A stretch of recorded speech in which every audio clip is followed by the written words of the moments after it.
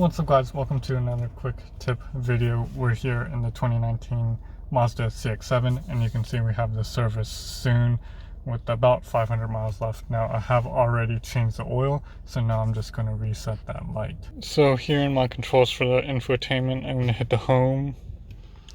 That's going to bring me to this screen. And now I'm actually going to go over to the applications, not the settings. I would have thought it's in the settings, but it's in applications and then vehicle status monitor. And then here I'm going to go to maintenance and you can see I have an orange wrench there. And for the oil change, just going to select it. And then I'm going to leave it on flexible and I'm going to reset. Are you sure? Yes, reset. And now I have 7,500 miles to go. Although it's flexible, so depending on your driving, that will change.